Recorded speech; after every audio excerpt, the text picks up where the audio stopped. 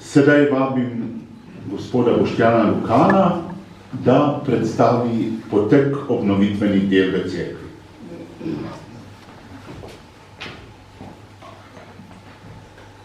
Spoštovani gospod Škof, dragi vsi navzoči.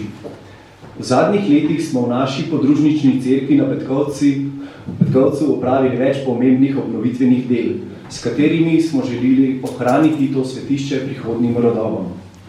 Leta 2025 je bila zaradi dotrajanosti ometa na nekaterih delih cerkve obnovljena fasada.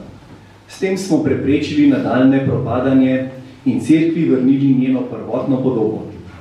Obrtniška dela je opravil Andrej Malavašič, Kepca. Pomembno delo so opravili tudi gasilci PGD Petkovec in PGD Rovte, ki so fasado kar dvakrat temeljito oprali in s tem pomembno prispevali k uspešni obnovi. Skupni stroški obnove so znašali 18.675 evrov. Sredstva za obnovo je prispevala župnija Rovte iz prostovoljnih darov vernikov. Iz razpisa za sofinanciranje vzdrževanja kulturne dediščine smo prejeli tudi 4200 evrov sredstev občine Logatec, za kar se iskreno zahvaljujemo županu Bertu Menardu in občinskemu svetu.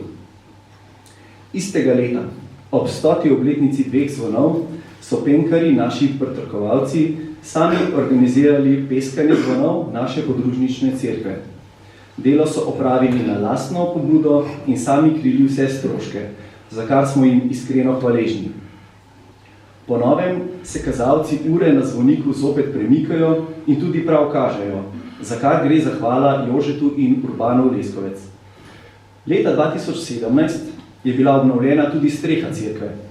Ostrešje je bilo še zdravo, zato je bilo treba opraviti le nekaj manjših popravil. Večina dela je bila opravljena s prostovoljnim delom vaščanov, ki so pod vodstvom ključarjev skupaj poskrbeli za zamenjavo strešne kritine.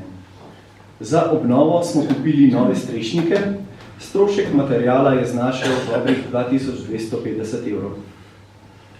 Ta obnovitvena dela so lep dokaz povezanosti naše skupnosti. Zahvaljujemo se ključarjem, vaščanom, dobrotnikom in vsem, ki so kakorkoli pomagali z delom, darovi ali dobro voljo, da je naša cerkev danes obnovljena in pripravljena, da še naprej služi svojemu namenu.